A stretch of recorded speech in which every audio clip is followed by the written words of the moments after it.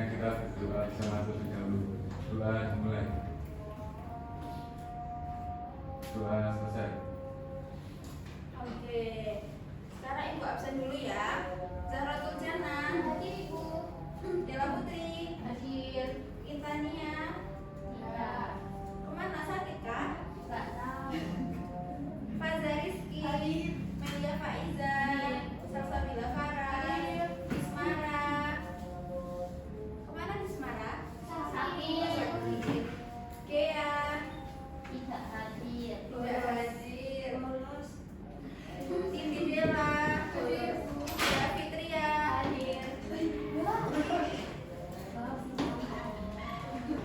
Silakan langsung duduk ya. Iya. Najwa Nurusa, hadir. Hesti, Dias Ahmad. Oke. Untuk teman-teman yang proses. Oh iya, maaf ya. Siapa namanya? Oh ya, Zakia. Oke. Mari kita doakan teman-teman kita yang sakit semoga cepat sembuh dan teman-teman yang tidak ada kekurangan semoga bisa segera mengikuti pembelajaran. Amin. Oke anak-anak, hari ini kita akan mempelajari tentang karya tulis ilmiah. Di pertemuan lalu kita sudah belajar tentang teks fiksi ya. Kali ini kita akan belajar tentang karya tulis ilmiah. Sebelum mulai pembelajaran, coba ibu tanya, siapa yang pernah membaca atau menulis sebuah karya ilmiah atau artikel? Pernah. Ada yang pernah, ada yang belum ya? Yang pernah baca di mana kira-kira? Di Google, oke. Lalu apakah anak-anak tahu tentang KBBI? Tahu ya? Di KBBI itu isinya apa aja? Kata-kata kamus ya, oke. Nah, pada pembelajaran kali ini kita akan belajar untuk mengidentifikasi struktur karya ilmiah dengan tepat, menemukan dan memilih satu artikel ilmiah yang relevan dengan topik tertentu, menentukan informasi penting, dan menemukan makna kata sulit menggunakan sumber yang tepat dan kosakata baku dalam konteks karya ilmiah. Oke, yang pertama, pengertian karya tulis ilmiah. Karya tulis ilmiah adalah tulisan yang disusun secara sistematis dan logis berdasarkan hasil penelitian, pengamatan atau kajian pustaka dengan tujuan untuk menyampaikan informasi, gagasan atau temuan ilmiah yang dapat dipertanggungjawabkan kebenarannya secara akademis. Jadi, karya tulis ilmiah itu disusun secara sistematis dan logis menggunakan bahasa yang baku dan formal berdasarkan hasil penelitian, pengamatan atau kajian pustaka yang tujuannya adalah untuk menyampaikan informasi. Selanjutnya, ada jenis-jenis karya ilmiah. Yang pertama ada makalah, lalu ada artikel ilmiah, laporan penelitian, skripsi, tesis, dan disertasi. Kali ini anak-anak akan belajar untuk membaca dan membuat makalah serta artikel ilmiah. Sekarang kita masuk ke struktur umum karya ilmiah. Yang pertama ada halaman judul, jadi di awal itu ada judul dari sebuah karya ilmiah. Lalu yang kedua abstrak. Abstrak itu berisi latar belakang masalah, rumusan, tujuan hingga hasil secara singkat. Lalu yang ketiga ada pendahuluan yang isinya adalah latar belakang masalah dan rumusan masalah dan tujuan penelitian. Lalu ada tinjauan pustaka yang isinya adalah pustaka-pustaka yang digunakan untuk menulis sebuah karya ilmiah. Yang selanjutnya ada metodologi, itu adalah bagaimana cara karya ilmiah itu dibuat, bagaimana mengumpulkan datanya, dan cara untuk menuliskan datanya. Yang keenam hasil dan pembahasan yang berisi hasil dan pembahasan dari sebuah karya ilmiah. Yang ketujuh simpulan dan saran. Simpulan itu adalah apa ya? Hasil dari apa yang sudah dibahas secara singkat, dan saran itu adalah saran untuk penelitian selanjutnya. Dan yang terakhir ada daftar pustaka yang berisi seluruh daftar dari buku, artikel, dan sejenisnya yang dijabarkan, yang dituliskan. Nah, kali ini Ibu akan memberikan contoh dari karya artikel ilmiah ya. Seperti yang tadi dijelaskan, di sini ada judul pelaksanaan perilaku hidup bersih dan sehat di lingkungan sekolah. Nah, di sini ada juga penulisnya, ada Ratna Julianti, Nasirun, dan Wembrayani. Lalu ada abstraknya. Abstrak ini berbahasa Inggris ya anak-anak, tapi nanti anak-anak akan membuat yang bahasa Indonesia. Di sini ada tentang latar belakang masalah, juga tujuannya. Lalu yang pertama ada pendahuluan seperti yang ibu sampaikan tentang pengertian awal dan lain-lain. Lalu ada metode atau metodologi, kemudian ada hasil penelitian dan penutup. Lalu ini saran dan daftar pustakanya ya. Jadi bentuk daftar pustaka itu seperti ini. Lalu ini ada contoh lain. Kalau tadi karya ilmiah, sekarang ini dalam bentuk seperti makalah ya. Halaman pertama sampul berisi penulisnya. Ini yang membuat makalah ini adalah anak SMA. Jadi nanti teman-teman anak-anak akan membuat seperti ini ya. Isinya juga sama. Ada abstrak, ada pendahuluan, kemudian nanti ada kajian teori dan metode dan lain sebagainya. Oke, sekarang ibu akan memberi kalian gambaran cara mencari sebuah artikel. Siapa yang tidak membawa ponsel? Semua bawa ya? Iya. Untuk pelajaran kali ini silakan ponselnya dikeluarkan. Oh iya, yang nggak ada ponselnya silakan sama teman sebelahnya ya. Sekarang ketik ini Google Scholar. Dicari dulu. Siapa yang sudah? Sudah. Oke, selanjutnya di sini anak-anak bisa menulis topik yang ingin anak-anak cari. Misalnya ingin mencari topik tentang kebersihan lingkungan, tentang kesehatan mental, tentang gadget, bisa dicari di situ. Coba kita mau mencari apa di sini? Siapa yang punya ide? Apa ada punya ide? Tentang apa? Kebersihan. Kebersihan. Kita cari ya. Kebersihan. Kebersihan di sekolah. Nah, nanti akan muncul banyak artikel seperti ini. Ini bisa terlihat kapan artikel ini diterbitkan, yaitu tahun 2022, siapa saja penulisnya. Lalu di sini ini yang nantinya akan diletakkan di daftar pustaka. Anak-anak juga bisa memilih kira-kira mau baca artikel dari tahun berapa. Misalnya tahun 2025, 2022 atau mau yang lama-lama juga bisa. Nah, misalkan kita pilih salah satu ya. Nah, anak-anak bisa buka di bagian ini ya. Coba yang sudah membuka cari icon seperti ini dan bisa diklik ya.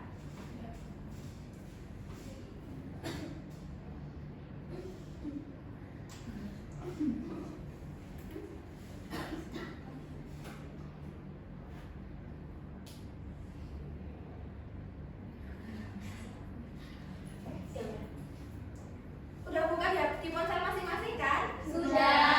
Oke. Selanjutnya, ketika anak-anak membaca artikel atau karya ilmiah, karena karya ilmiah itu menggunakan bahasa formal yang ilmiah, maka sering ditemukan kata-kata sulit. Misalnya pada artikel ini ada ini kata kurva. Ada yang tahu artinya apa? Nah, kalau nggak tahu, maka kita akan cari artinya di KBBI dari. Coba sekarang dicari di Google masing-masing KBBI dari Kemendikdasmen. Coba Ibu beri waktu untuk pembuka. Sudah? Sudah. Nah, sekarang coba ketikkan kata kurva. Lalu kita cari. Nah, muncul di sini arti kata kurva. Ada 3 arti. Yang pertama garis lengkung, yang kedua grafik yang menggambarkan variabel, dan yang ketiga garis yang terdiri atas persambungan titik-titik. Nah, nantinya ketika anak-anak menemukan kata-kata sulit, nggak perlu ragu untuk mencari KBBI karena semua kata bahasa Indonesia itu ada di KBBI. Jadi supaya pemahaman kita terhadap sebuah artikel itu lebih mudah, maka kita bisa mencari katanya di KBBI. Oke, selanjutnya kita akan mencoba praktik ya, Nana. Iya. Ibu akan memberikan LKPD. Silakan berkelompok 3 sampai 4 orang. Di sini udah ada petunjuknya.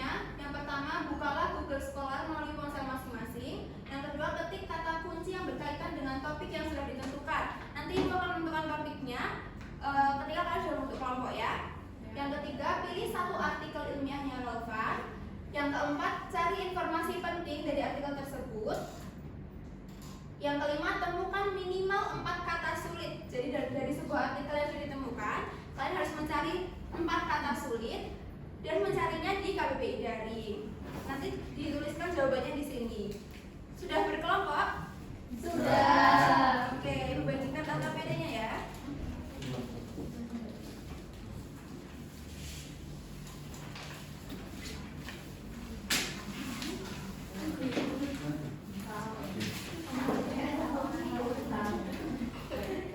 Ibu beri waktu 20 menit cukup? Silakan membuka ponselnya hanya untuk mencari tugas ini ya. Tidak boleh membuka WhatsApp, Instagram, TikTok, ML, dan lain sebagainya. Waktunya dimulai dari sekarang.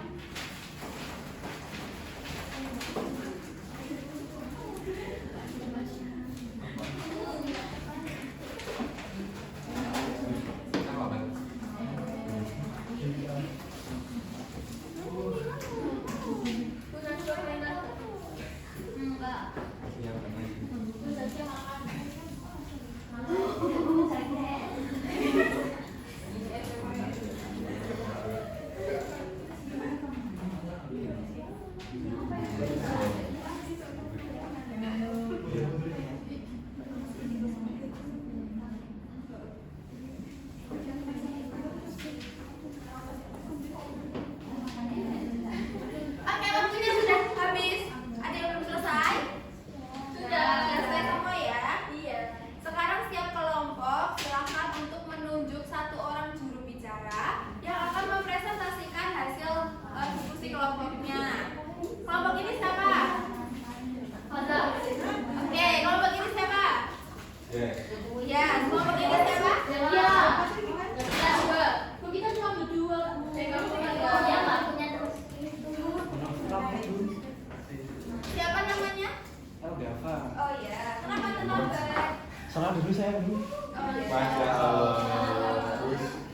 Langsung duduk di tempatnya ya. Teman-temannya sedang membuat tugas kelompok, silakan mengikuti. Oh, ini siapa kelompok ini? Masih dulu. Ini saya nggak tahu. Oke, kelompok satu silakan. Oh ya, berdiri dari tempatnya. Memaparkan hasil dari kelompok kami. Kelompok kami Tenang ya, didengarkan. judul artikel dampak penggunaan ponsel berlebihan bagi pelajar. Kemudian nama penulisnya Andi Saputra. Tahun terbitnya 2023. Kemudian kata sulit yang kami temukan itu yang pertama ada konsentrasi. Nah, artinya pada KBBI Daring itu pemusatan perhatian. Kemudian yang kedua kata sulitnya produktif yang artinya mampu menghasilkan. Yang ketiga kata sulitnya implikasi artinya keterlibatan atau akibat. Dan yang terakhir intensitas dan artinya tingkat ukuran. Adakah yang kata-kata sulitnya sama? Tidak. Oke, berarti beda semua. Lanjut kelompok 2, silakan siapa yang mau menjadi juru bicara? Judul artikel yang kami temukan yaitu sikap disiplin siswa dalam lingkungan sekolah. Kemudian nama penulisnya Sasa Ramadhani Putri. Tahun terbitnya 2022. Untuk kata yang sulit yaitu yang pertama implementasi, yang berartikan pelaksanaan atau penerapan. Kemudian yang kedua yaitu integritas, berarti mutu atau sifat jujur. Yang ketiga regulasi yaitu peraturan, dan yang keempat indikator yaitu sesuatu yang menjadi petunjuk. Oke, ada yang sama? Tidak. Kelompok 3, siapkan juru bicaranya. Kalau untuk artikel dari teman-teman, ini pentingnya literasi digital bagi pelajar. Terus pertama pentingnya Harus didengarkan ya anak-anak. Ayu. Tahun terbitnya tahun 2021. Terus untuk kata-kata sulit yang kami temukan yang pertama ada kata literasi yang artinya kemampuan membaca dan menulis. Selanjutnya ada pertama verifikasi artinya pemeriksaan kebenaran. Dan yang ketiga ada kredibilitas artinya perihal dapat dipercaya. Dan yang keempat ada kualitas artinya sifat dan sifat benar menurut bukti. Oke. Kelompok terakhir silakan juru bicaranya.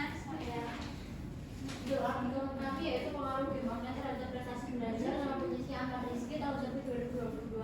Kata sulitnya yang pertama destimulasi, artinya dorongan atau rangsangan. Yang kedua degradasi, artinya kemunduran atau penurunan. Kemudian yang ketiga produktivitas, artinya kemampuan menghasilkan. Dan yang terakhir ada konsistensi, artinya ketetapan atau ketetapan.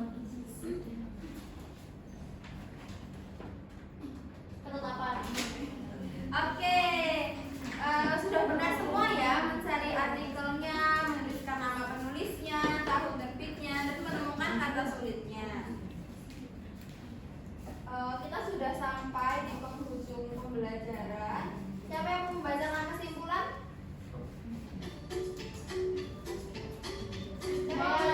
Oke, silakan. Pembuatan karya tulis ilmiah sebenarnya dimulai dari ide yang ingin kita teliti, merancang cara penelitiannya dengan langkah-langkah yang jelas, mengumpulkan data melalui pengamatan atau percobaan, lalu menuliskannya dengan rapi untuk karya ilmiah yang baik. Oke. Pada pertemuan selanjutnya, anak-anak akan belajar untuk membuat kerangka karya ilmiah. Silahkan mulai dari hari ini dicari topik apa yang ingin dibahas, mulai mencari juga artikel-artikel yang sesuai di Google Scholar seperti tadi, supaya nanti daftar pustakanya ada banyak. Kemudian untuk pengerjaannya berkelompok sesuai kelompok yang ini ya. Jadi nanti anak-anak tidak kesulitan dalam membuatnya.